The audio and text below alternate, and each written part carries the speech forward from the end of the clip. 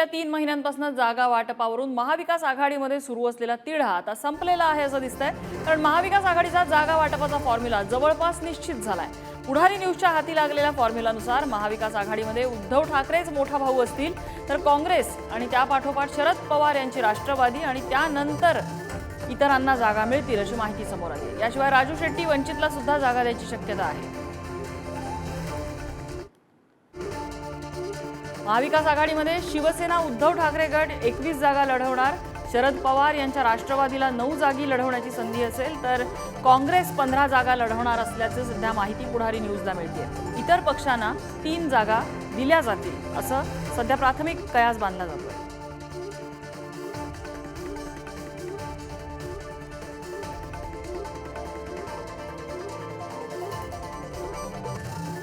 दुसरीकडे काँग्रेसचे नेते आणि ठाकरेंच्या शिवसेनेचे संजय राऊत यांनी शरद पवारांची सिल्व्हर ओकवर जाऊन भेट घेतली आणि या भेटीनंतर बाळासाहेब थोरातांनी जागा वाटपासंदर्भात प्रतिक्रिया दिली आहे।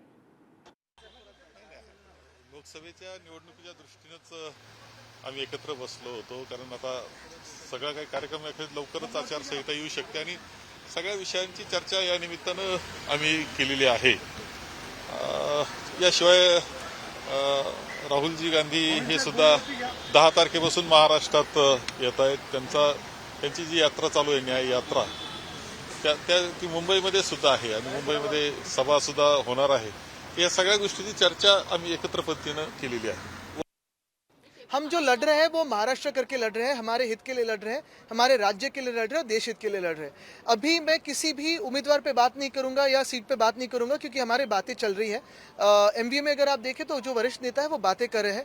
मैं तो सिर्फ यही देख रहा हूँ कि जो महाराष्ट्र हित का हो वो जीत के आए।